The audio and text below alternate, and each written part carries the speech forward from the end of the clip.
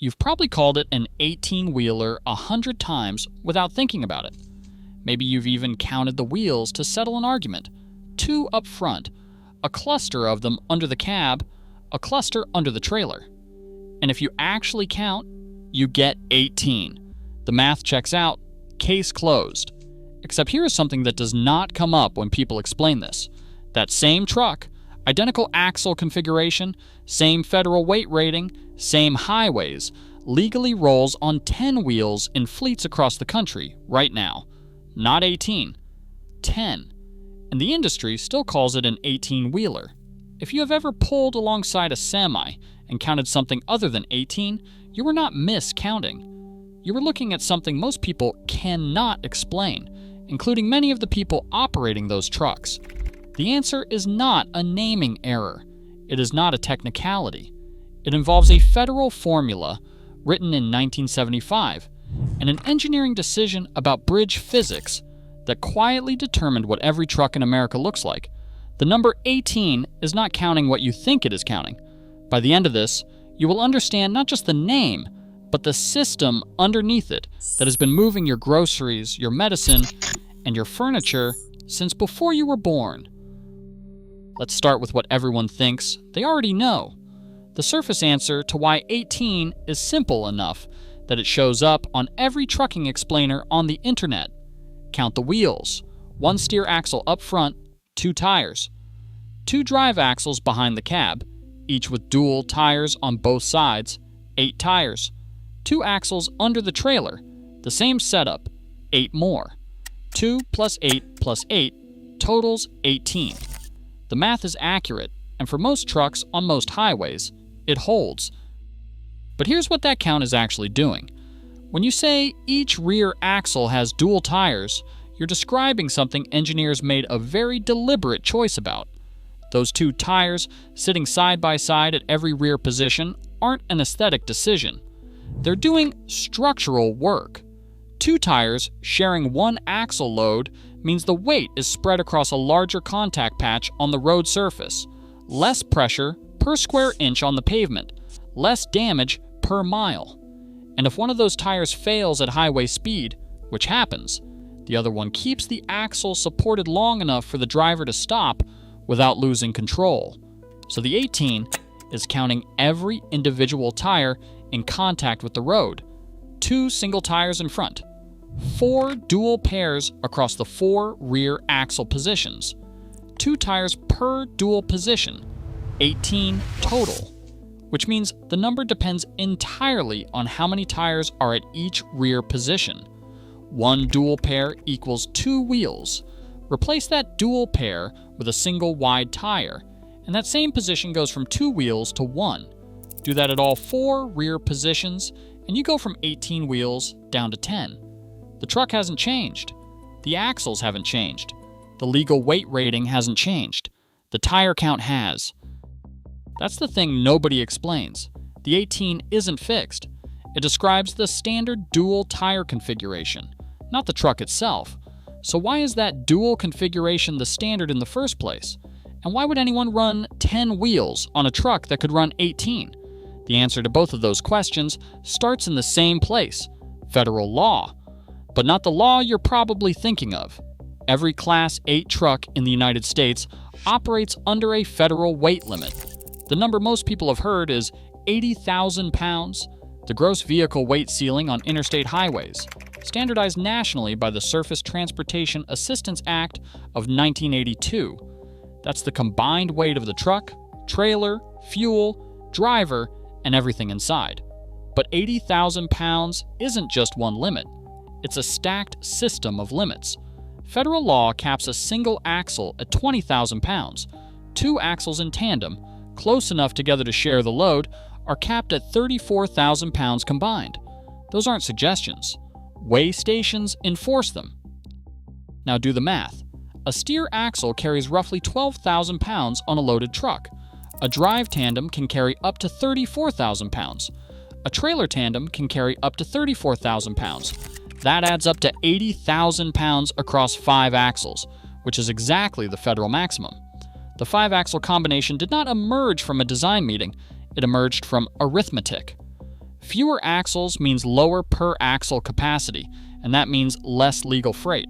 A 3-axle truck is limited to roughly 54,000 pounds under the per-axle rules. That is not economically viable for long-haul freight. 4 axles gets you closer. 5 axles gets you to the federal ceiling. The 5-axle semi became the dominant configuration because it is the minimum axle count that reaches maximum legal weight. Every axle beyond that first one adds cost, weight, and mechanical complexity, with diminishing returns. The industry converged on 5, not because 5 is elegant, but because 5 is the floor of what works. But this still does not explain why those rear axle positions have dual tires, instead of bigger single tires that could handle the same axle load. The weight limits do not require duals, they set maximums, not tire counts, so something else drove that decision. That decision leads to a piece of federal law most people have never heard of. It was written in a year most people would not guess, and it does not regulate trucks at all. It regulates bridges. In 1975, the federal government codified a formula into law under 23 U.S.C. Section 127. It is called the bridge formula, and it does something the weight limits alone cannot do. It governs not just how much a truck weighs, but how that weight is distributed over distance. The physics behind it is structural engineering. A bridge is a beam supported at its ends. When a vehicle crosses it, the weight creates a bending force that stresses the entire span. Axles spaced closely together concentrate that force in one area, like pressing hard on the center of a diving board. Axles spread further apart distribute the force more evenly. The formula calculates the maximum weight any grouping of axles can legally carry based on how far apart they are. More axles, spread over a longer distance, means more total legal weight. Before 1975, rules varied by state. Trucks were sometimes optimized for whichever state's limits were most permissive, which often meant concentrating heavy loads on fewer, closely spaced axles. The result was documented in the AASHO road test, a massive federal study from 1958 to 1960, which found that road damage tracked not with weight, but with axle load raised approximately to the fourth power. Double the weight on an axle, and you do not double the damage, you increase it by roughly a factor of 16. A single overloaded axle does the work of 16 properly loaded axles when it comes to pavement destruction. The bridge formula was the federal response. It forced the industry toward longer, more spread out axle configurations. It made the 5-axle semi the dominant American truck, not by mandating it, but by making it the most payload-efficient configuration within the formula. The truck industry did not choose that design. The formula did. Dual tires emerged it from a different calculation entirely. When a single rear tire fails at highway speed, the entire axle weight shifts to what is left. Without a dual partner, the axle on the failure side has nothing. The vehicle begins to drift, and in documented cases, to roll. Dual tires provide redundancy. When one fails, its partner holds the axle long enough for the driver to pull over safely. That is not a comfort feature. It is a safety engineering response to what happens when it is not there. So the 5-axle, dual-tire 18-wheeler is the product of 3 intersecting realities: federal axle weight limits that make 5 axles economically necessary, a bridge formula that shaped how those axles are spaced to protect every span you drive across, and a blowout failure record that made dual rear tires a survival feature. The number 18 names that convergence. Then wide base super single tires arrived, and the count started changing. In 2002, Michelin introduced a product to the commercial trucking market called X1, a wide-base single tire designed to replace an entire dual assembly at a single axle position, 1 tire instead of 2. Legally, it could bear the same axle load as the dual pair it replaced. Federal compliance was identical. Bridge formula implications were unchanged.